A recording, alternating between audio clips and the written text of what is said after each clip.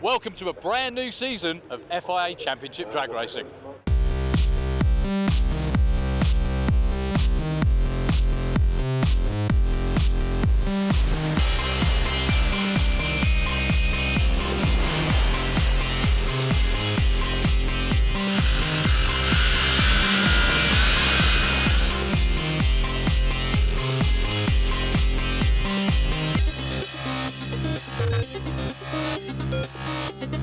We've got some champions returning to defend their titles in all different classes. Some have moved on, some have actually changed classes. It's completely wide open this summer. Before we get there, let's look back at 2016 for a recap from what was a wonderful year.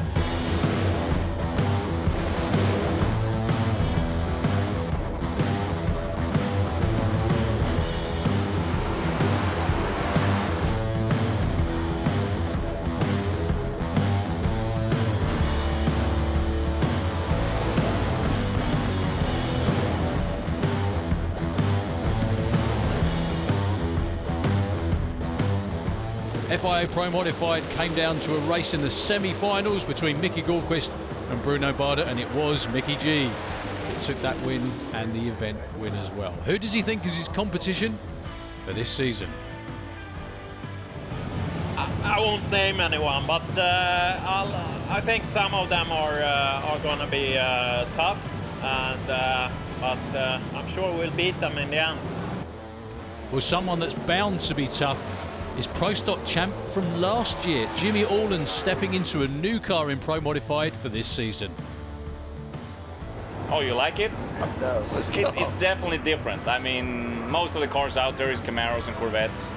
And, well, you only see one of these. And actually, this car was built 20 years ago of a buddy of mine where I live. So it was built in 1997, so we got 20 years anniversary for it. But we are winners, and that's what it counts, you know? 100 cars backed up, Dodge just made it. We are European champions in Pro Stock. That was a very happy Thomas Lindstrom. As he said, champion in 2015. He will be back this summer to try and wrap up championship number 3. We have a pretty good plan, but the plans always change. Seems that way. I look calm. But no, I'm not calm. First run here was actually the first run for me this year. We've been testing a little in Malmö, but we only did some burnouts. So, of course, you're eager to make a good run. In top methanol for this summer, dragsters and funny cars combine. The Harborman boys are going to give Johnny Lag a tough ride. I guess I have to be on my toes. I have some neighbors, the Harbormans here, I know they're after me. Kings of the Sport FIA Top Fuel. This was the run that sewed up the championship last year for Anita Merkula. It was down to her or Stig Neergaard. She wrapped it up by a few points at the end of the season. Back to defend in 2017. It's all about drag racing, and I just love the sport, and we want to do good in this sport. And we have invested into the technique for this season, so we have high hopes. And if you do well, then the championship will be like extra bonus.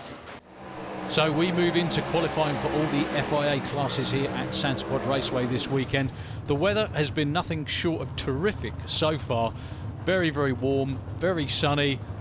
And this was the last qualifying run for FIA Pro Stock coming up right here. Simon Gustafsson with the slightly older Dodge Avenger taking on Bengt Ljungdahl. Now, Bengt won the last 2 races on the tour last summer, gave Jimmy Orland a real fright towards the end of the season. He even took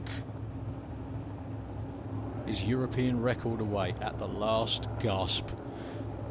It was no surprise then to see Bengt Ljungdahl qualify number 1 in Pro Stock. He went 6.57. This was his last qualifying run. He slowed up, as everyone did in Pro Stock during this session, to about a 6.62. Nearly got over the centre line as well, but it mattered not. Still number 1 with a great 6.57. We haven't performed as we should. At least 2 races, 2 qualifications we were lost totally. So We made a really good run in 6:57. We're pleased with that. This last run, I'm not so pleased with. It was a very rough ride. It was close to the center line, but I had control of it, so I kept on going. So.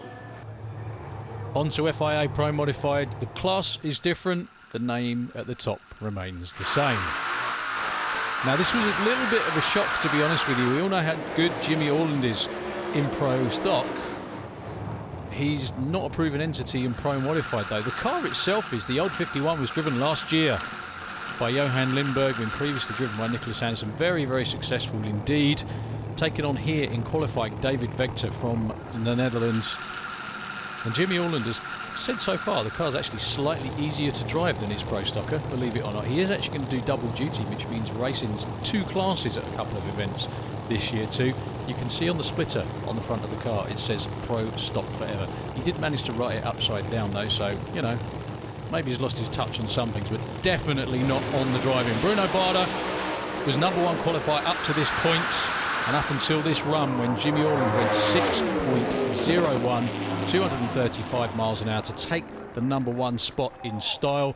The crew were very, very happy indeed. The crowd were a little bit shocked, to be honest with you. Everyone thought Bruno got it sewn up. But one man who's never surprised at success is the hard-working Jimmy Orland. We've been working towards that for a while, and we had all the ingredients. We just needed to put it in the bag. And to go out there and run a 601, it's pretty stout under these conditions, I think.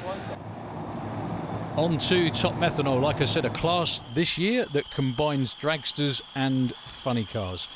No big surprise, though, to be honest with you, to see these two, #1 and #2 qualifier. Timo Habermann and Dennis Habermann. The cars look almost identical, an absolute commentator's nightmare, unless you can tell the difference between black stripes and red stripes, because one does have a black stripe, one has a red stripe. Honestly, other than that, they look virtually no different whatsoever. That's Dennis Habermann, the younger of the two brothers. European champ a couple of years back. That's his big brother Timo, far side. He's been European champion as well. It was, however, Dennis who ended up #1 down in the low 5.4s. Nice to see some onboard shots as well, just to see what the drivers go through. That 5:42 was his #1 qualifying effort at 266 miles an hour. Timo's team had that one a little bit too hopped up for that Q run. Time to have a word with Dennis. I think we are all really happy, the whole team. I mean, we have 2 cars, we are #1 and 2. And I mean, it's a tough competition here. And yeah, I think we can be happy that we are #1 and 2. FIA Top Fuel Dragster, always one of the most fun and explosive classes to watch in any form of motorsport.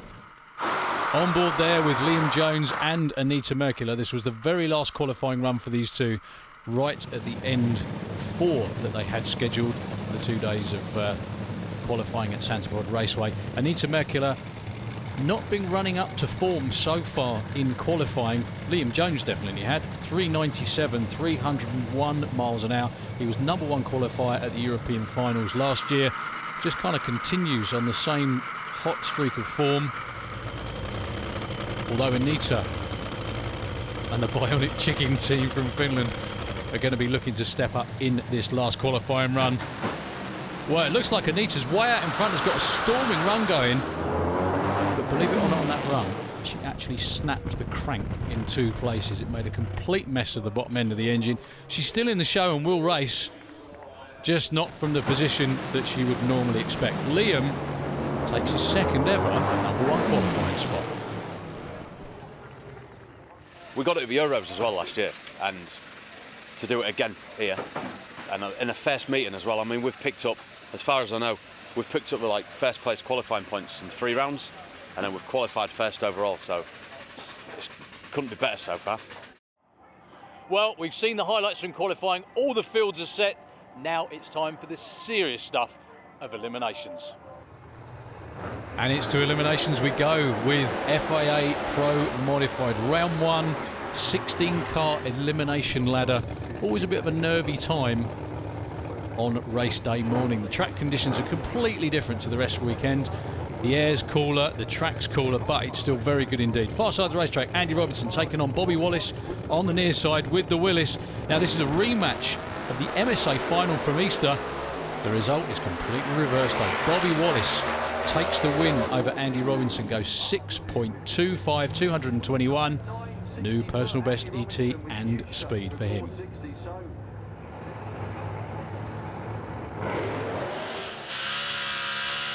Now, somewhat strangely for Mickey Gallquist, he wasn't near or as near the top of the qualified order as he normally is.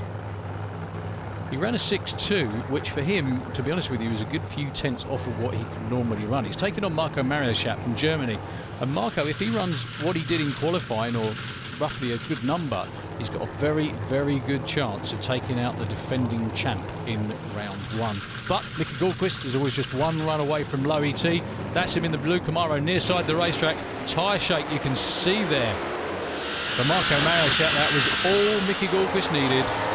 Set low elapsed time of the weekend so far, 5.93, 243 miles an hour. You can see Marco's car moving around. You see the butterflies close and open again, on and off the throttle. No problems at all. Next pair coming your way, two guys from the UK, near side the racetrack in the hot rod. Even hotter for 2017, the addition of the flames really setting off the beautiful black paint job on that car. That's Bert Englefield taking on the Emax Lucky Devil of Wayne Nicholson from up there in Yorkshire. Wayne had a great time in qualifying, nigh on personal best numbers. Really getting a handle on the Corvette again, which is very, very nice to see. So, last few staging procedures completed, but they weren't completed for Bert Englefield. The automatic timer on the tree, which when one driver has gone into stage, the other has 7 seconds to do the same. Timed him out, it took too long. Wayne Nicholson gets the green light in the round win. Norbert Kuno in the Lucas Oil Avenger near side from Germany, taking on another very nice matte black 63 Corvette driven by Marcus Hilt from Switzerland, ably assisted by Camp Stanley from the USA. This is a proper heads-up race as well. These two are very, very close indeed in qualifying, and they're very close going past the Christmas tree too. Marcus Hilt with a slight advantage, extends it to a couple of car lengths as they go through the finish line. 6.38 for the Punisher at 2.25, takes out Norbert 6.42.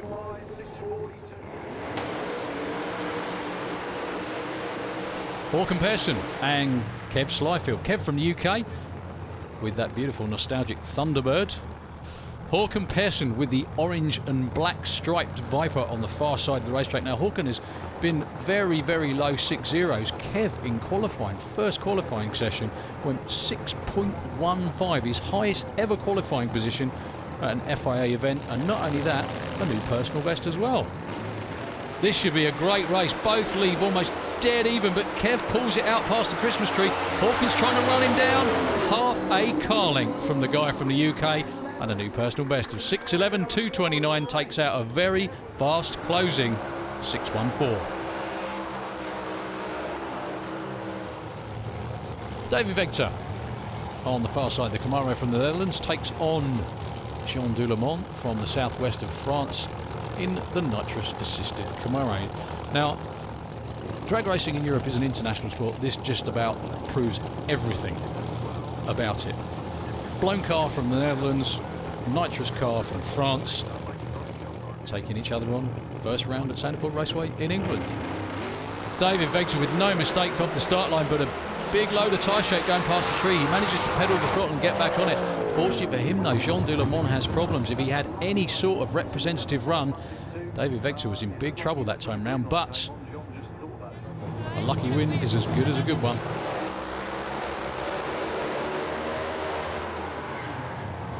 All out of shape on the burnout. Mark Hartvelt with the brand spanking new to him Voodoo Hemi.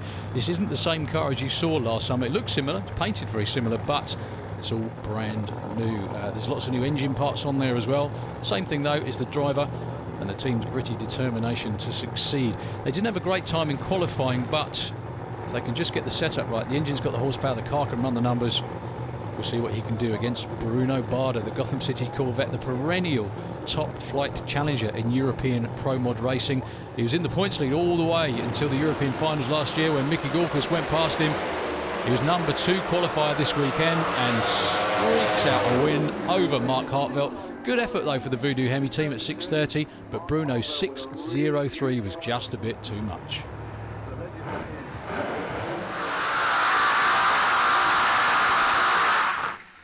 Jimmy Orland with the 1951 Chevy that we've seen so much of already in this show, taking on drag racing's greatest showman worldwide. There is no argument about it whatsoever. Ladies and gentlemen, Fast Freddy Fagerstrom with a matte black flamed pickup truck, does the most enormous burnouts, backs up at a ridiculous speed, but you know what, it's not slow either. He's been 6 zeros with that supercharged truck on the near side of the racetrack. Him and Jimmy going at it in round 1. He actually joked with Jimmy Orland, come and drive a real car. I bet he wish he hadn't now. Jimmy Orland takes the win by a few car lengths, down in the 6 zeros again at 6:05. Freddie was trying though, 6.29. Great to see him back at Sansepod Raceway. You watch again in replay, you can see Jimmy just made the better start, and that was all the old 51 all the way down the quarter mile. On to FIA Pro Stock round 1. Qualifying was a very, very close affair. Almost all the cars bunched together in the 660s, with only a few hundred separating them. Way out in front though, in Pro Stock terms at least, was Bengt Ljungdahl, as we said, with the 657. Round number 1 will be very, very interesting indeed. Michael Malmgren with the GTO taking on Magnus Pettersson far side of the racetrack. Magnus with just huge tyre shake as soon as he dumps the clutch. No such problems at all for Mike Malmgren all the way through the shifts to another 6.6 second win. 206 miles an hour that time round. He moves on to the semis.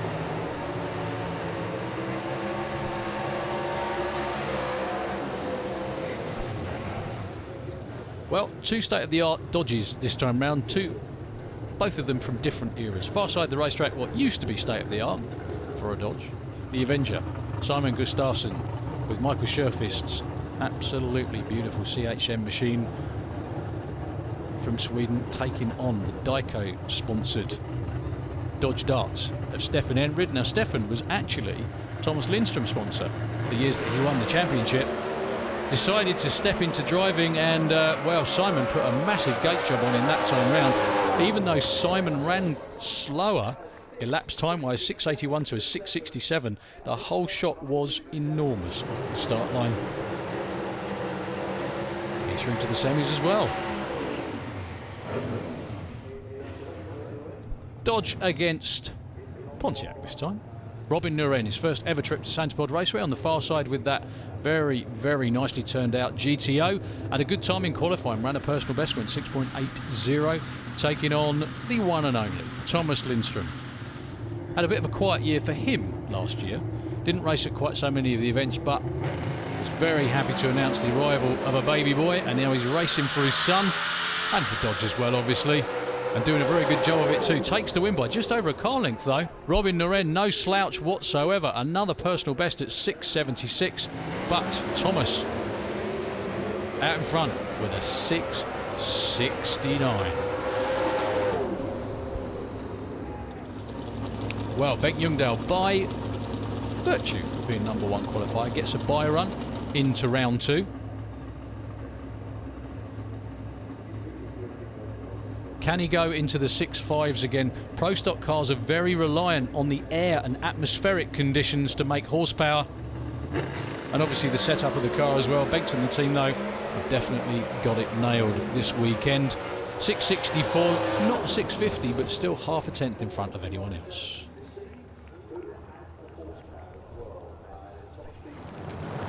We're on to Top Methanol. Like I said before, a mix of dragsters and funny cars this summer.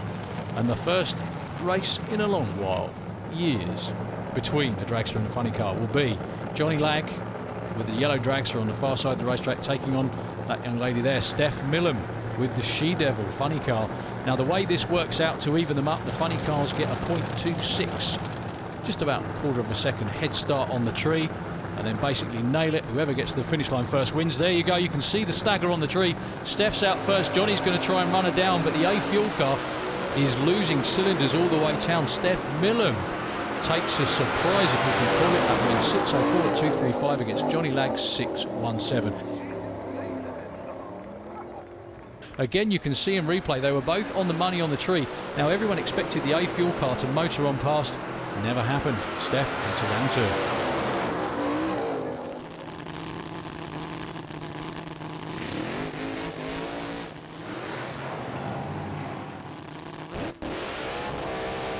Well, we've got an all dragster matchup this time round. Rod Harrison from the UK with the family's dragster, tuned very capably by his son Carl, taking on Timo Hartmann with the Mitsubishi Star Racer dragster. There he is on the onboard.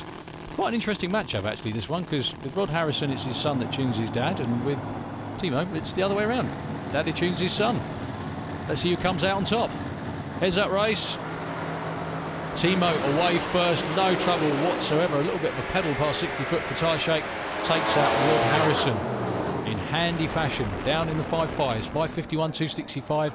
Takes out Rod's hard trying 6:30. Yeah, you can see off the start line, no mistake at all from Timo, and just pulled it out at every increment on the quarter mile. Well, the last run of the round, due to the odd lot field, is going to be Dennis Haberman. He gets this bye run by virtue of being the #1 qualifier. Sitting there looking very, very calm and collected in the car. Even though he's a young lad in his 20s, been racing for years and years and years, and he has actually won the championship when it was top Methanol Dragster a few years back. Certainly knows how to drive one of these race cars. The Haberman boys, not only do they have very quick race cars, they're absolutely deadly on the tree as well, which makes them very hard to beat. Check out half past that time for Dennis. He cruises on through into the semi-finals.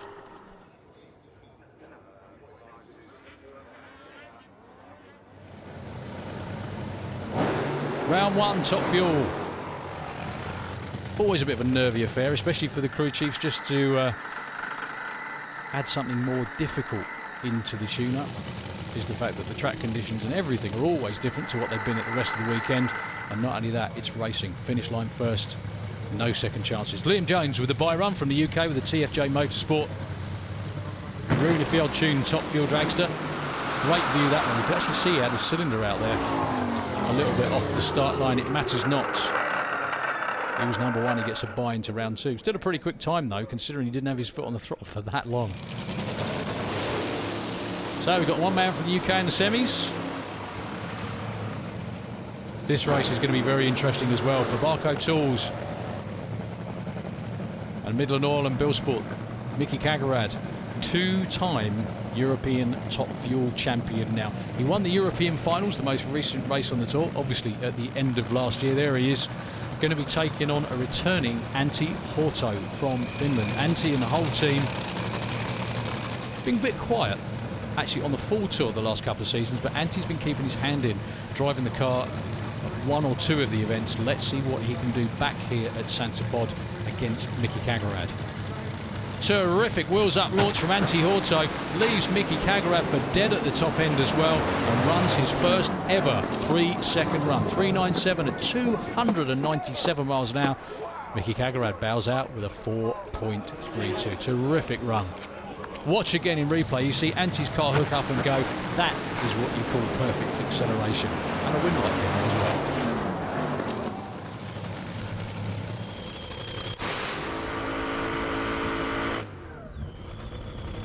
So with the damage repaired from qualifying for Anita Merkula, that was a very expensive qualifying, that one. The crank basically fell out the bottom of the engine after the team got it back to the pits. But they're a hardy bunch, those Finns.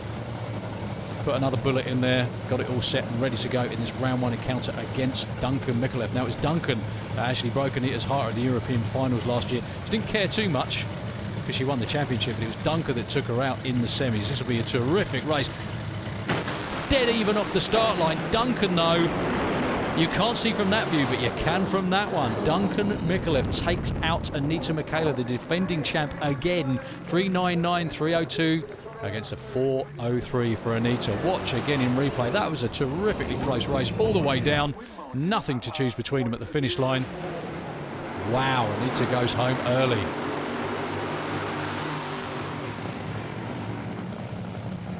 Last matchup in round 1.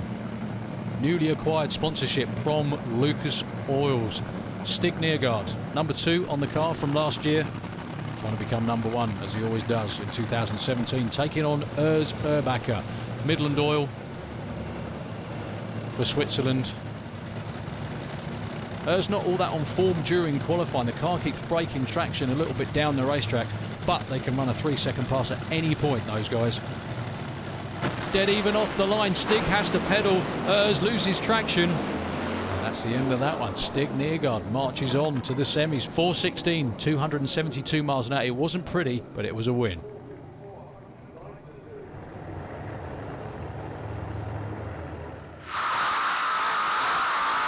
Back to Pro Modified we go. Second round, quarterfinals. Jimmy Orland with the old 51. Loving life. Sitting behind a blown motor, as opposed to the carbs. Taking on, in possibly what could be his biggest race so far in his career, Bobby Wallace from the UK, with the nitrous-assisted Willis from just down the road in Bedford. Jimmy's in. Bobby Wallace is in. Bobby Wallace puts a gate job on the Pro Stock champ, but the power of the old 51 tells at the top end into the 5s with a 5.96.236. Bobby, though, bows out with a personal best, 6:22.226. Watch that one again in replay. Bobby Wallace did absolutely everything he could, but the horsepower of the old 51 was a little too much at the top end. Next round 2 matchup. Kev Slyfield against Marcus Hill. Kev Slyfield off the back of that terrific 6:11 in round 1. To say they were happy was an understatement. They were happy when they ran 6:15, but to improve on that again and take a round win, a really good round win over Håkan Persson, they were absolutely delighted. Marcus Hill with a matte black and flamed Corvette. So one of these two is going to be going to the semis at an FIA event for the first time. And the person that's going to do that is Marcus Hilt. Kev Slyfield left too soon. Marcus must have seen it and just rolls through. The wind light comes on in his lane. And Kev Slyfield has 8.65 seconds to think about going just that bit too quick.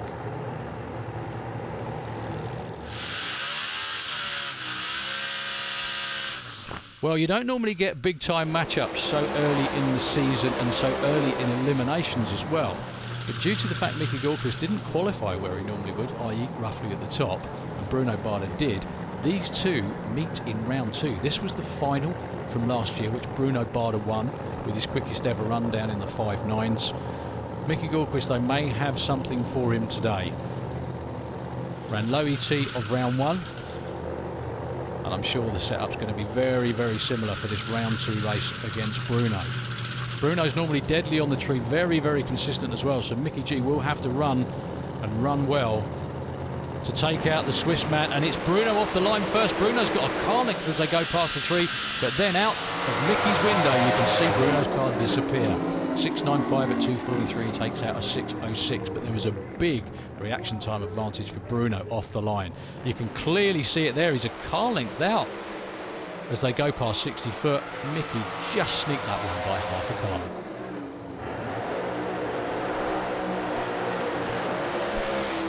Last race in round 2, Pro Modified. Wayne Nicholson with the Emax Lucky Devil. Wayne, after a really trying few years and an even more trying Easter just a few weeks ago, has got his mojo back. The car's running up to form, down in the 6.4s again. He's got a hard task though against David Venter with the WVB Playboy Energy Drink Camaro from the Netherlands. If they both run to form, this is David Venter's, but it doesn't always happen. Well, Dave gets a big hole shot and Wayne with tyre shake just after the start line. Oh, she wrote. For him, it's David Venter into the semi-finals at the first race of the season with a great 6.13.